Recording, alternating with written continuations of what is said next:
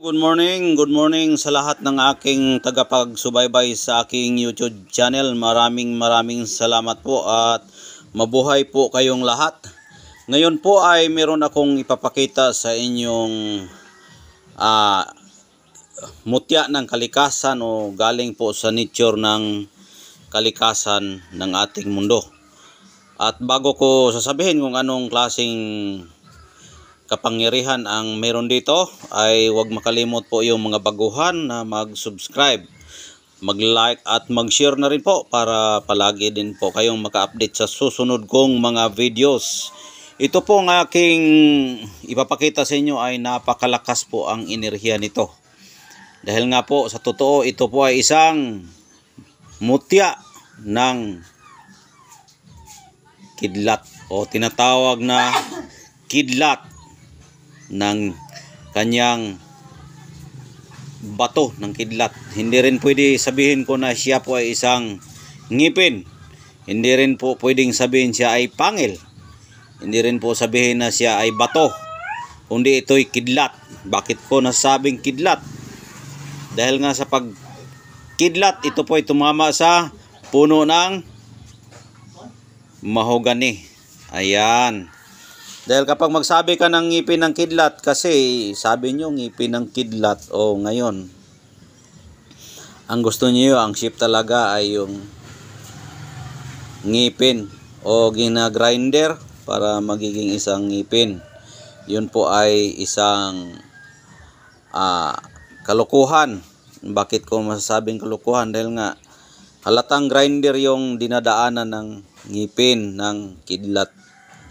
Kaya sa marunong tumingin, marunong magkilatis, kailangan ayusin pagkilatis. Ayusin, susuriin ng mabuti, titingnan ng maayos ang bato kung tunay ba at hindi. Kaya ito ay isang kidlat na bato na aking nakikita. Yan po ay isang patunay at tunay po siya. Dahil nga po ay siya ay aking nakikita aktwal sa pagkidlat. Tumama siya sa puno ng mahogani. Ito po ay araw ng Friday na kukuha. Kaya hindi ko na i-vlog sa aktwal dahil hindi ko na dala yung cellphone. At sa pagkidlat, kung saan tumama, doon ko nilapitan. At sa paglapit ko, ito po ay nakatangol pa sa puno ng mahogani. At hindi lang gaanong lakihan ang kanyang hindi rin pwedeng sabihin ngipin. Di ba? Dahil hindi siya pwedeng ngipin, sabihin natin ngipin. Basta galing ito sa kidlat na tumama sa puno ng mahogani. Ayan. Puno ng mahogani yan. Kaya kidlat na bato tumama sa puno ng mahogani. Yan. At kilatisin ninyong mabuti ang bato at ang kanyang anyo, hitsura. Dahil malalaman mo ang tunay na kidlat. Ayan, maliit lang pero mabisa. Malakas ang kanyang birtod sa pagkakidlat. Ayan. Yan po ay tunay na kidlat. Yan. Ang kidlat po ay maraming klase. Depende sa lugar, sa barangay o lungsod ang kanyang pagkakidlat. Dahil nga ay ang kanyang mga bato sa paligid, yan po ay hinihigop ng hangin. Paghigop ng hangin, sobrang lakas ng ikot, mabubuhat po yung mga maliliit na bato. At sa pag-spark, tumalsik po yan kasabay yung kidlat. Kaya tinatawag kidlat, mag-spark. At yan ay mga bato ang kanyang binubuhat sa ipo-ipo. Kaya nag-spark. Kaya yan po ay tinatawag na kidlat. Kaya kung makuha mo yan at tumama sa puno ng kahoy, yan po ay napakalakas po yung birtod niyan. Kaya itong sa atin po ay hindi ito gawa ng tao, kundi ito'y gawa ng kalikasan. Ayan po ang kanyang kidlat na bato. Ayan, napakalakas po yung aura niya. Ayan.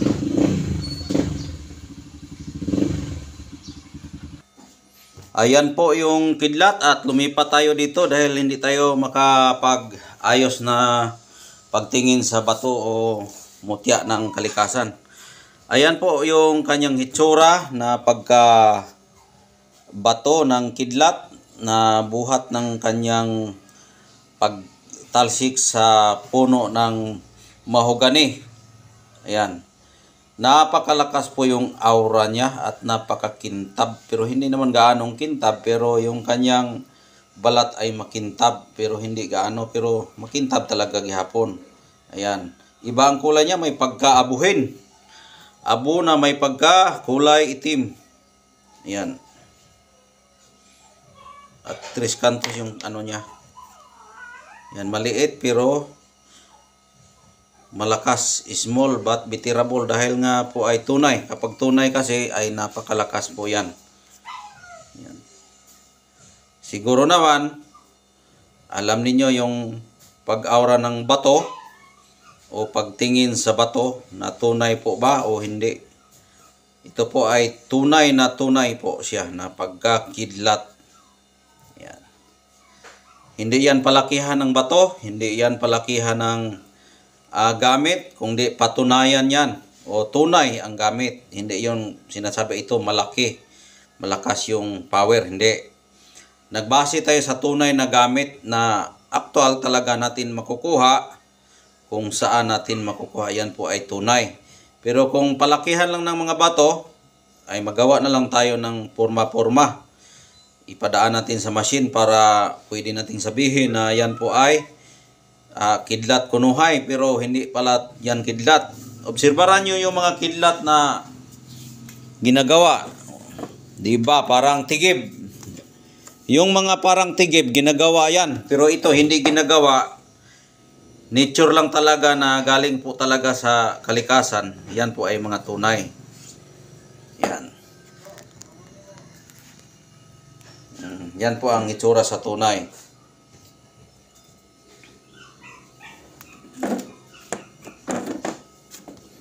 Yan.